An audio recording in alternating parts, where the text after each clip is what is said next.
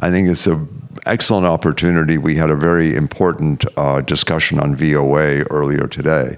And I think it's very important to be able to then have someone like Kate with us, Kate Neeper, who is the strategist for USAGM, the organization, the entity that is above the radio stations and the various, to sort of give an overview and a conception of what these radios really are doing, their methods going forward, their approach. So I'm going to turn it over to Kate for her presentation, and then we'll have a discussion on some of the other issues that will inevitably come up.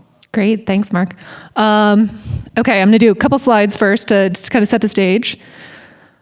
So the history of U.S. international broadcasting goes back more than 80 years to the founding of Voice of America as, at the time, a radio broadcaster. We're not just that anymore.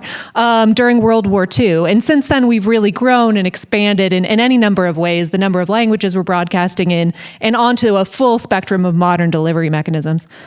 So I'm going to be a terrible bureaucrat here and show you an org chart to start, but just because I think it's important to kind of understand the full scope of the organization. So I work in USAGM, that blue box in the middle, but we advance our mission through the work of our 6 entities, 2 federal and 4 non-federal.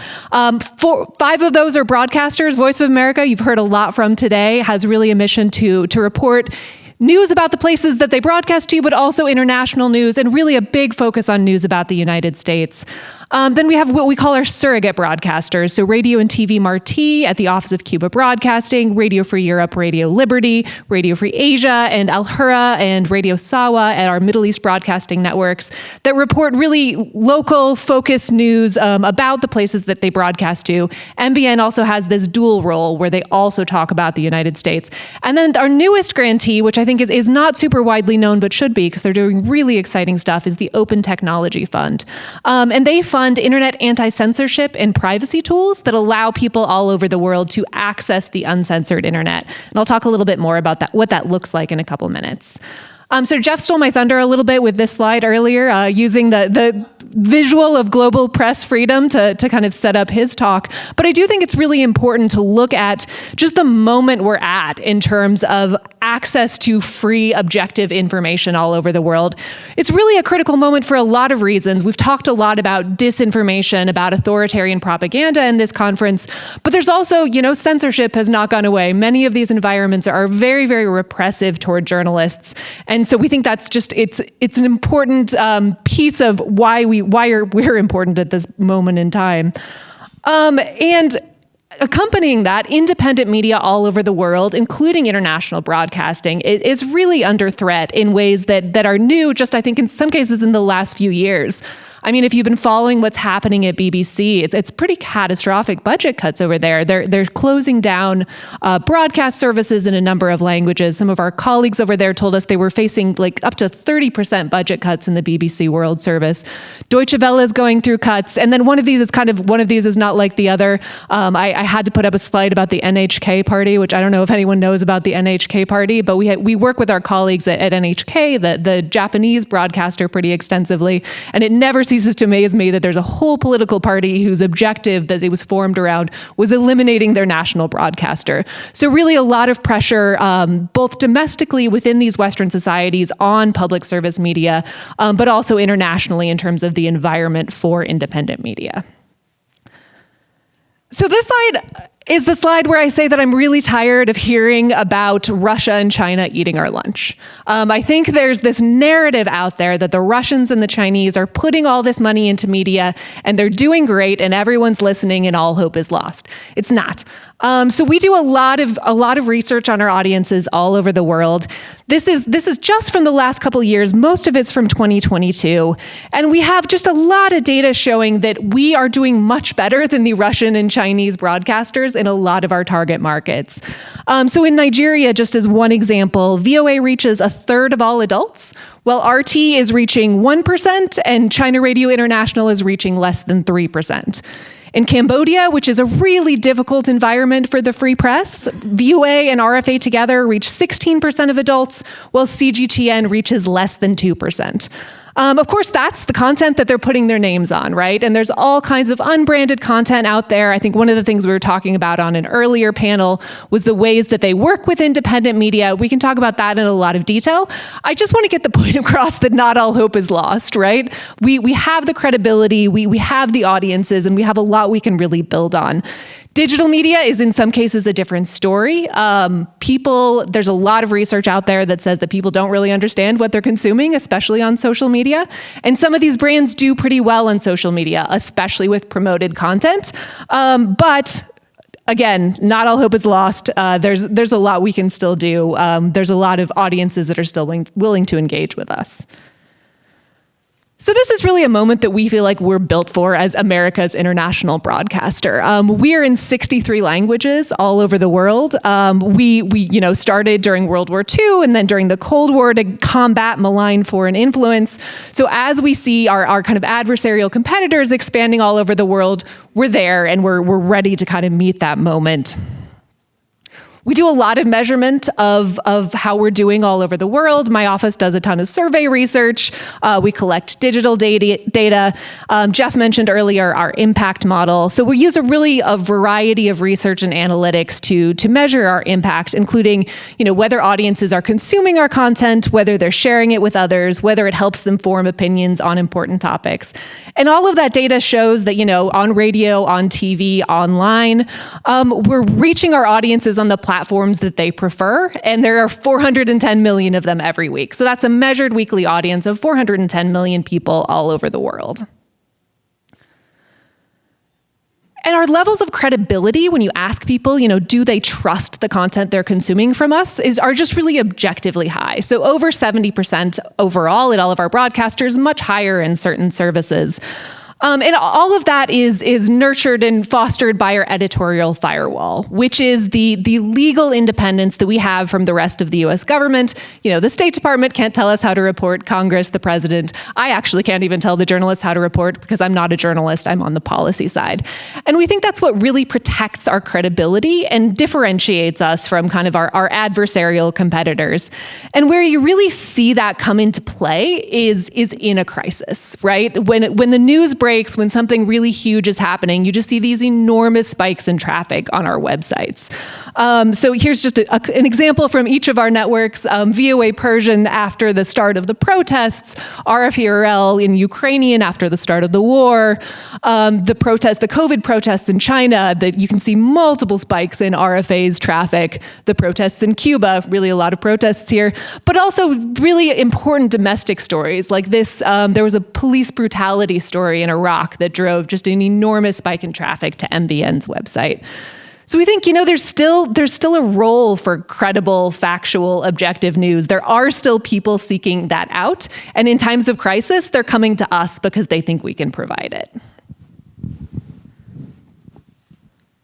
Our Open Technology Fund has also seen this enormous spike in usage in recent years for probably all the reasons you're thinking about some of those protests, Russia's crackdown. We've gone from 9 million monthly users of our internet anti-censorship tools just a few years ago to 40 million monthly users. It's actually kind of breaking our budget because even though it only costs 7 cents a month to support each of those people, as the number of users grow, the cost grows as well. So as authoritarian regimes become increasingly sophisticated in blocking information, OTF is really ensuring that we become more sophisticated. Sorry, clicked the wrong thing, and now I lost my mouse. Anyway, OTF is ensuring that we're more sophisticated in breaching those barriers. So when the protests after Mahsa Amini's death in Iran happened, our usership in Iran spiked to the point that 1 out of 4 Iranians was using our tools on a regular basis. 90% of our traffic coming from Iran is coming from the users of these OTF-sponsored anti-censorship tools. So it's a really important part of what we're doing now. But our true power, and I think you really saw this from the VOA panel earlier today, is in being able to harness the work of all of our networks, of all of our journalists in all these languages, and tell stories around the world in really unique ways that are only possible because of our global presence. So you've heard from some of my RFE and VOA colleagues about our coverage of the Russia's war on Ukraine. And I think it's just a true story of the success of that approach and the success of them working together. I can't say that we really anticipated that Russia would invade Ukraine any more than the U.S. intelligence community did. But what we did anticipate was the crackdown in Russia. And we had a strategy in place, learning from our long history of reporting from and around and adjoining to closed societies. And we're able to put resources in place to really cover this war in the way that it needed to be covered. And you see the results of that in the data that we're getting out of Russia now. Since Russia's crackdown, since they blocked all of our websites, since they put RFERL into bankruptcy and made all of our journalists flee the country, our audiences are up, not down. They're up very significantly, and I can say with a lot of confidence that there's nothing that the US government is doing in Russia that's reaching more ordinary people than our programming. We did a survey in June of 2022 that found that 10.6% of Russian adults were consuming one of our programs weekly. And just for context, that's a higher percentage of Russians than Americans who listen to NPR. It's a significantly higher percentage than Americans who are getting their news from PBS. So this is a really big achievement, I think, in a closed society. We also saw 8 billion video views of our Russian and Ukrainian content in the year following Russia's invasion. Traffic by every digital metric was up. Current time, our joint VOA and RFERL Russian language channel routinely trends #1 on Russian YouTube. So just really a significant growth in audiences from even just a few years ago because we were ready to respond to this moment. And one of the things that I think is most important about our coverage, and I think you saw this in the VOA panel before, is we're not just covering the war for Russians, for Ukrainians, we're also covering it for people all over the world. So I have a couple images here. Voice of America, is covering the impact of food shortages caused by the war on people in Africa. So putting that story into the local context that it needs to be relevant for people in Africa. Our Office of Cuba Broadcasting is partnering with a Stop Fake, a really famous Ukrainian fact-checking organization, to do fact checks on the war in Ukraine for the people of Cuba because they are getting so much Russian propaganda otherwise. So we really have this advantage of these journalists from all over the world who can take important international stories and contextualize them for a local audience. So where we're going now, the big threat to come, of course, is China. In all foreign policy conversations, it eventually turns to China. This is a cartoon from Radio Free Asia that's actually about the COVID tracking codes, but I think kind of shows something bigger about what China is doing in the global media market. Because obviously we talk a lot about the propaganda, the disinformation, but there's also this export of their information censorship and control model. The things they're doing to not just seed information, but to seed the means for controlling information into environments all over the world. So we think that's the big threat. That's the thing that we need to be responding to now. But we feel like we are well positioned to respond to that threat. We have all these amazing journalists working in so many different languages all over the world.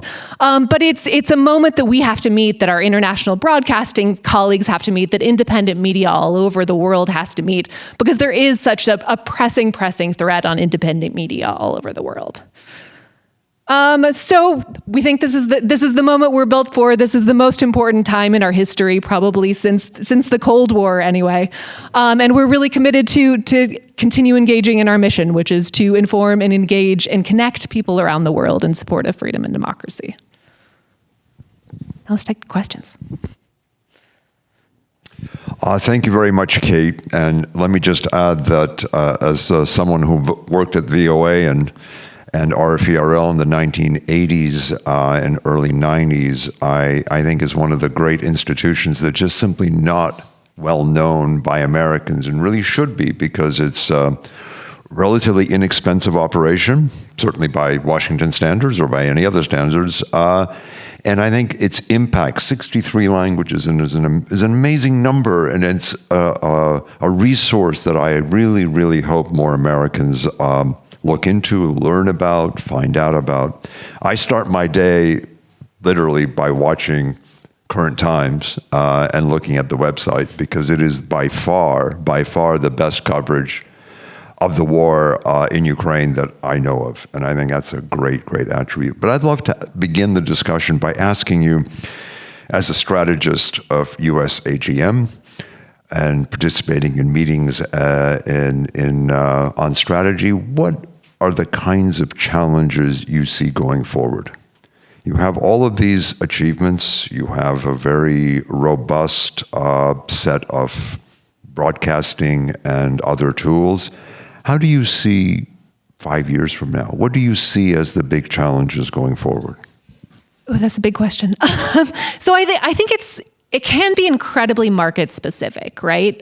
Because we were having a conversation yesterday about really the differences between this moment that's really saturated with media, where there's all kinds of bad information out there, as opposed to the Cold War, where you were pushing on more of an open door. There was a really receptive audience, and I think it's so market dependent. I mean, we broadcast to North Korea. There's not a lot of competition, but it's also very hard to get a signal in there. But we also broadcast to these more chaotic media environments, the modern Russia, the modern China, where there is a ton of information out there. There's a lot of competition, and not just news. There's very high quality entertainment content out there. There's a lot of people who just want to check out of the news completely, understandably, because the news is often really bad.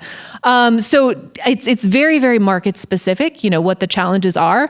But I think that idea of competition, especially competition from organizations that don't have the same values that we do, right? And that's something that we're talking a lot with our language services during our strategy processes this year are, who is your competition? Who's your friendly competition? Who's your adversarial competition? Who's your competition that doesn't share your values? How are you tracking and understanding what they're doing? How are you tracking and understanding the narratives that audiences are receiving? And what is it that you're doing to kind of push back on that? But all of that is so market specific. It's so market dependent. I just wanted to sort of ask you a question that I know a lot of the old timers inevitably talk about when they look at the current structure.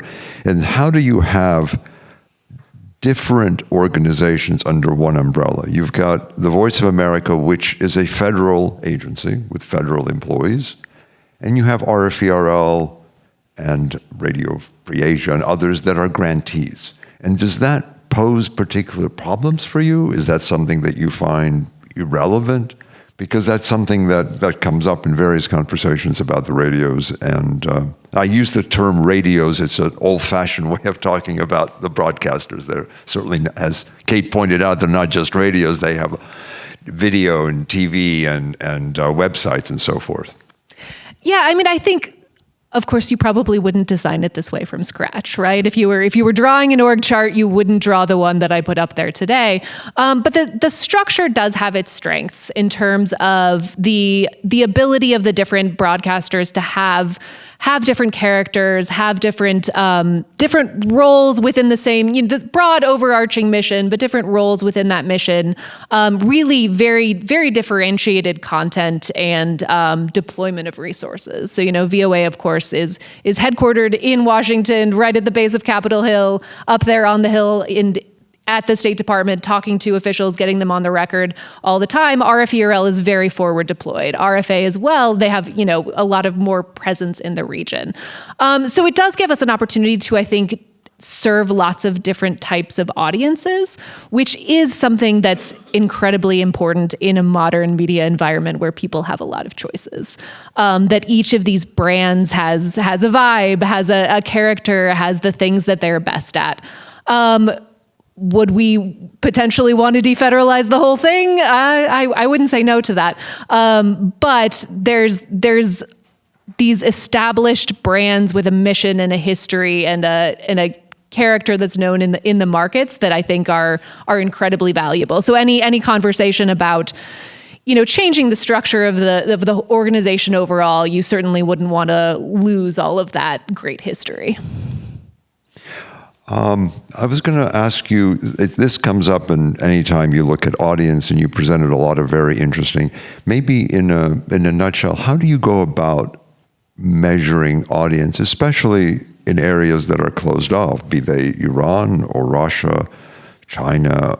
What are some of the methodologies, some of the approaches you took? Because in my time in the 70s and 80s, we were always asked about audience. How do you know what impact you have? And we had a very, very, obviously very difficult time, but we had a dedicated office, audience research, run out of Paris by Jean Pardin. By the way, by way of noting, there's a very interesting set of books that Jean Pardin has written, along with other colleagues, as to how that kind of research was done in those primitive days. You obviously have technologies that we did not have, you have access that we did not have, but how do you deal with the closed societies in terms of coming up with numbers that you feel and that people on the Hill feel are representative of what you're having an impact on?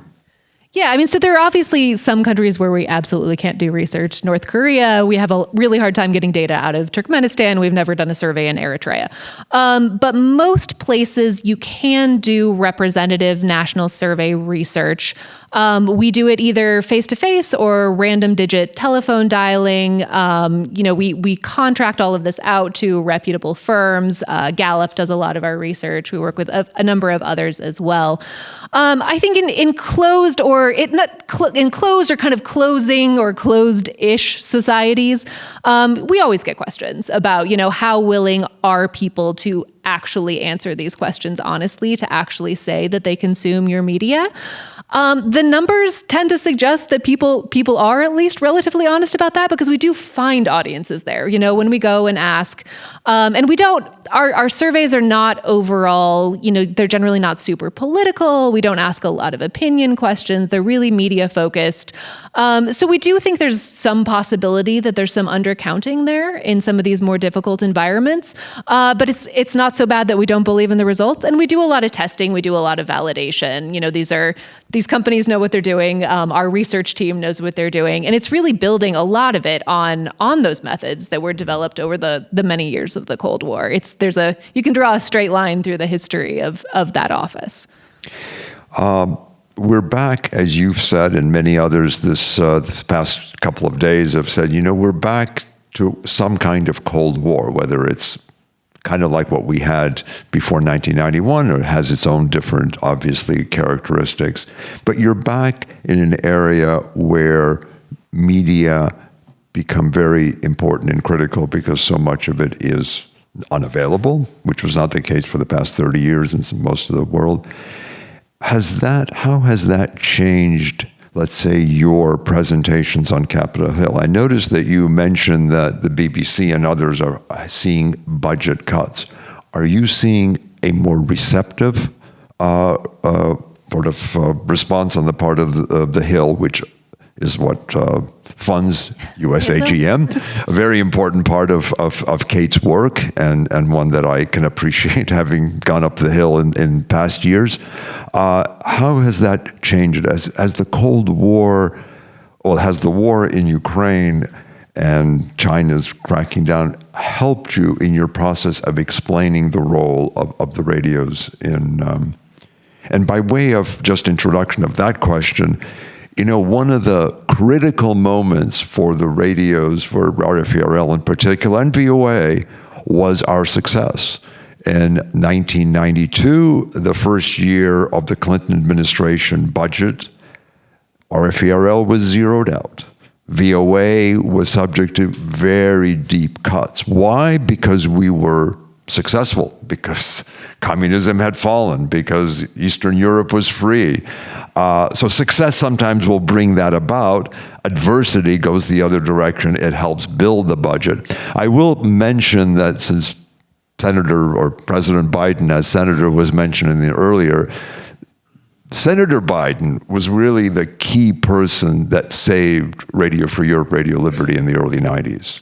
He took a deep interest in the radios. He came to our board meetings. He wanted to find out how RFERL functioned. So think of that as a way of leveraging perhaps additional funding because he should remember the role he played, very critical and very important role. So how does that have on the Hill, the fact that we're now back to a confrontational situation, we're back to a place where our voice is ever so much more needed overseas? Yeah, I think that it's certainly the case that it's an easier sell now, who we are and what we do and why. We've gotten some additional funding for both Russia and China just in the last few years. But we've had really strong bipartisan support, bipartisan budget support for a number of years now. A couple other things that I wanted to mention in response to that. You do see in our budget that there's kind of a spike every time there's a major turning point type international crisis, right? Like September 11th, there's a large spike in our budget. The 2014 Russian invasion of Crimea, there's a large spike in our budget. And then now with Russia's further invasion of Ukraine and the growing congressional concern around China, there's another spike in the budget.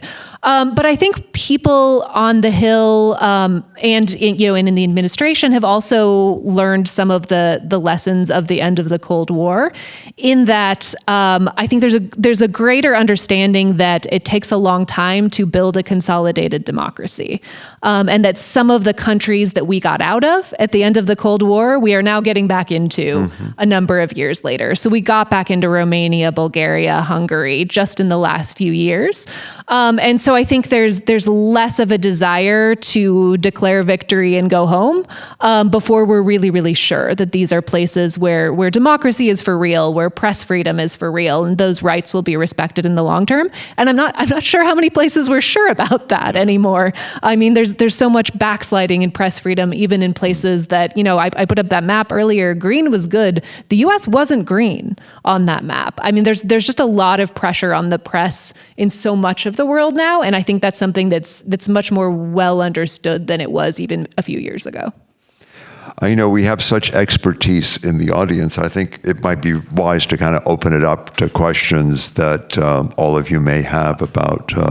I'll kick us off with a question, and then I'll definitely not hog the mic anymore.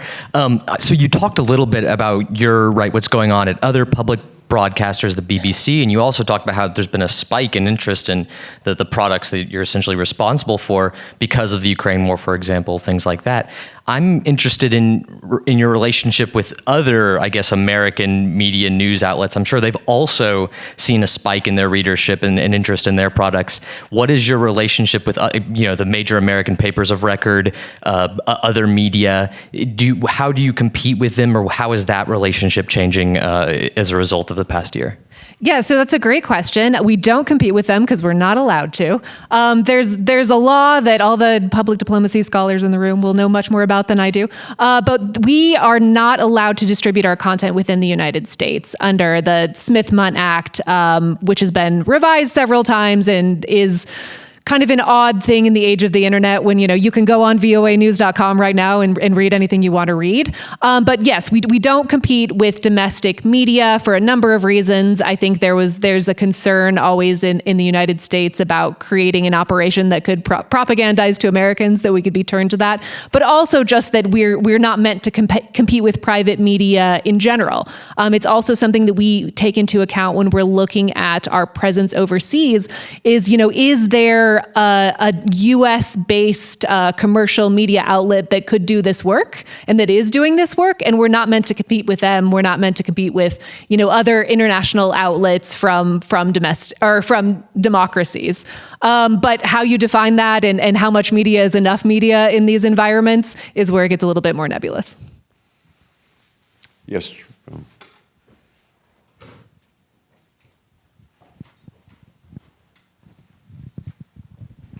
Hi, thank you so much. This is great.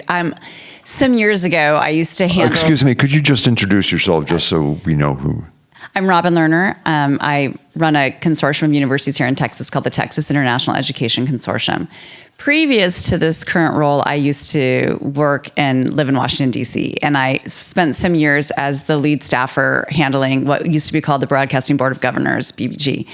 And I'd just love to hear, Kate, kind of the current pressures you're getting, because one of the biggest, there were two things that we always struggled to convey in terms of the importance of American global media, which that was not the name back then, is one, the relevance today. right? Given all of the proliferation of more even crowdsourced social media sites, which have become incredible sources of information, especially during things like Tahrir Square or crackdowns on media during protests and prolonged protests. And the second thing is just understanding the importance of things like radio in today's world. And so I'd love to hear if that. And also, third is every senator or congressperson having their pet rock or the thing they don't want. There's a lot of interference. There's a lot of congressional kind of teetering on interference in the free journalism. So I'd love to hear just what you face these days. Yeah, I think there's definitely still some of that. There's definitely still individual members of Congress who have a really strong issue in one element of what we do, and have a lot of questions about that. I think, in some ways that's really fair game. They are the representatives of the U.S. taxpayers who pay our bills. Always happy to answer their questions. We won't necessarily do something just because an individual member of Congress thinks it's a good idea, but we hear them out, obviously. On your question about radio, so we do all this research so that we can understand how people are using media and shift with the times. I think there's a lot of misperceptions on both sides of the kind of radio issue. There's a lot of people who think that radio is completely irrelevant in today's world and no one is listening anymore, and that's absolutely false. There's a lot of parts of the world where radio is a very important source of news. But then there's also a lot of people who think that everyone in Africa is only getting their news from radio, which is also absolutely not true. Or that, shortwave, it's about to come back. It's, one of these days it's going to come back. There's a few places where shortwave radio is still incredibly important, but it's a small and it's a diminishing number of places. So it is interesting and challenging explaining those things to Congress sometimes. We really do try to take a data-driven approach internally and with our stakeholders, and to explain what we know and how we know it and why we're making decisions and what our strategies are. And I think, as much as we protect our independence and the independence of our journalism, those bigger, strategic funding questions are things that are totally fair to discuss with our stakeholders. I think you had another question, but I don't remember what it was. Hi, Jennifer. I go to the LBJ School for Public Affairs.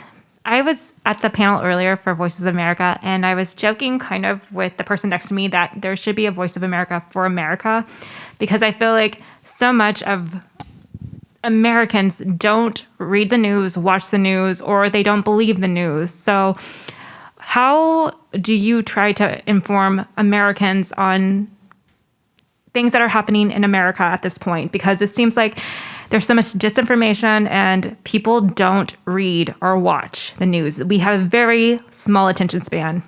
Thanks. Yeah, so we are legally prohibited from broadcasting to the United States, so we don't do that. But I think there's, within your question, I think there's some of what we talked about on the panel I was on earlier. Thinking more carefully about the formats and the presentation and the framing of the news so that you're not alienating people. So it's important to obviously be on the platforms that people are on and be available to them in the places that they're seeking you out. And for younger people, that may look very different than from older people. I don't think that necessarily means that all of our news needs to be on TikTok, but keeping an eye on the platforms that various different audiences are choosing, but also a focus on content that is empowering and that allows people to feel a sense of agency in a really, all over the place, scary, the news is always bad kind of world is important too. And I know VOA has a new focus on solutions journalism, which I think is just an incredibly important model of modeling, here's a problem that exists in the world and here's someone who's trying to solve it, and reporting through how they tried to solve it and what that looked like, so that people are empowered by their news, so that the news is not just a constant stream of bad news and opinions and people talking past each other. It's a bigger problem. I'm certainly not an expert in the American media, but I think there are some pieces in there that are relevant no matter where you are. Any other? Yes. Yeah. Didn't see any questions down here? No. Yes. Oh, here we go. Yeah. Thanks so much, Kate, for, it's really wonderful to see you setting this all out like this. Could you, if you had a magic wand, which services would you add? Where would you like to see VOA going back or going for the first time? Where do you see need for language services? I think there's kind of endless need in Africa specifically because there are, it's such a multilingual continent, and there's a number of markets that we're not serving there as well as I would like us to, just because we have kind of limited funds and limited presence. We're looking at getting into the Fulani language fairly soon. I'd love to see us expand our Songo broadcasts into kind of a fuller service. We're also pretty interested in some languages for Asia, for South Asia. Filipino would be a high priority. We got out of Hindi in like 2008, and I think it's long past time to get back. I mean, if we're working with the magic wand and I have an unlimited budget, Hindi's really high up there. Obviously, a huge market, very competitive, though very repressed. So yeah, I have a long list. It goes a lot longer than that, but those are some of the top ones. Any other questions? I kind of had a follow-up to my previous question. So, right, there, as we've noted, there's this principle that you're not, as you said very politely, right, you're not allowed to compete with I guess certain American media. So how does that's just something that gets structured into how you make the entire strategy for the suite of services that you mentioned? And I guess in light of that, is there a certain way that are you the person who would also be responsible for thinking about adding entire new services, combining previous brand names and services? And I guess, right, how does that relate to that? Yeah, so we have a whole process that's actually legally mandated. Because of the end of the Cold War, Congress put this thing in place. We call it language service review, where they said, you can't stagnate in the same languages that you've always been in. You need to have a process in place to every year look at what languages are you in, what languages could you be in. And so the idea of competition with other broadcasters is something that we factor into that process, where we look at the foreign policy value of a given language, broadly speaking. We look at press freedom indicators. We look at development indicators. Is this a market that can actually support journalism in these languages? Factor all that together with, of course, budgets, because we can't spend money on things that we don't have. But one of the considerations is, are there American outlets? Are there international outlets that are already well serving this market? Just to give you an example, we've looked pretty carefully at whether we should get back into Polish a number of times, as that market has really backslid.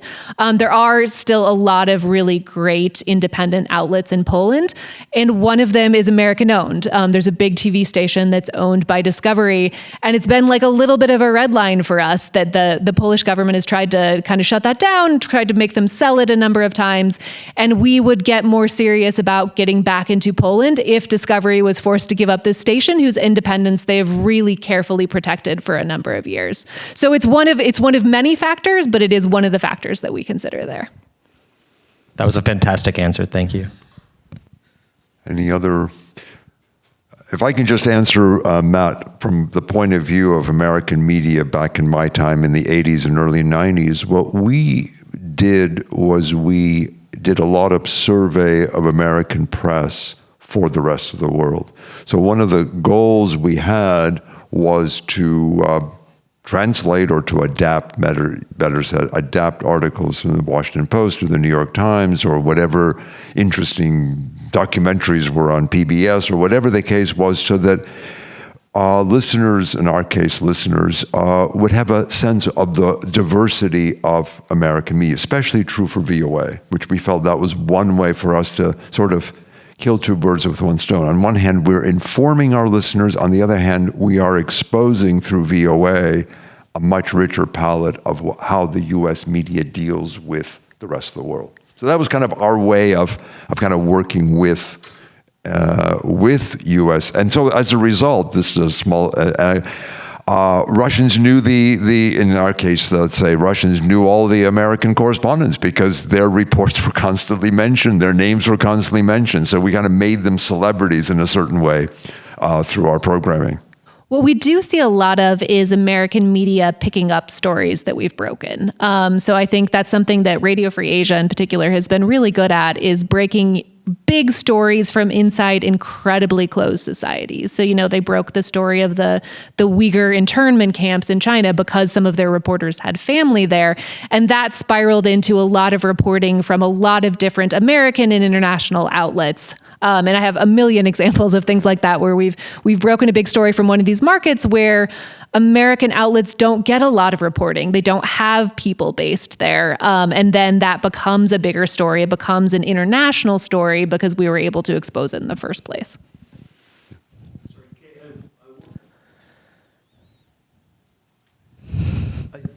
I just wanted to come back with one of the issues that we've been talking a bit about history.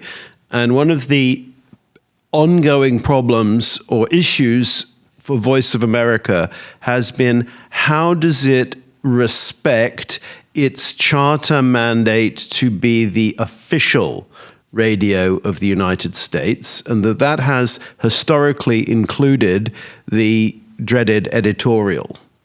What is the current... So this is a bit like, for people who aren't VOA watchers, this is a bit like introducing an enormous hot potato. That's the last, and I apologize for doing that. But what is the status right now around editorials? And where do you see the editorial? Do you see the editorial evolving? If so, how? What options are there? Because in the recent past, there have been VOA directors who've had really good ideas about how an editorial could evolve into something other than a kind of interruption in programming with a little message from our sponsor kind of sort of thing. Yeah, so the editorials are still, it's a legal mandate that we have to fulfill. There's a process for getting clearance from the State Department on what the editorials say. And for people who are not familiar with this, much like, a newspaper has an editorial page that presents the views of the publisher, we have an editorial function that presents the views of the US government. It's kind of firewalled off, for lack of a better word, from the general news function. There's different presenters who present it. There's sound around it that makes it clear that this is the official view of the U.S. government. So that exists. It's a thing that we are legally required to do. I think one of the things that's really interesting that VOA is doing to present the views of the U.S. government in ways that are really compelling is what some of my colleagues were talking about earlier with live simultaneous translation of major speeches and events. That's something that's pretty unique, that's really not widely available in language in many of these countries. And so just the ability to hear directly from the U.S. president, from a big hearing, from a big speech of any kind, is something that I think is a really important way of fulfilling the spirit of that mandate, that we need to be explaining and we need to be discussing U.S. policy, the range of views on that policy, in a way that is that's very compelling for audiences and that's very unique. No. I think we've come. Yeah, I think we've got to draw this one to a close. But let's give both our speakers round of applause to Kate for a very, very important job.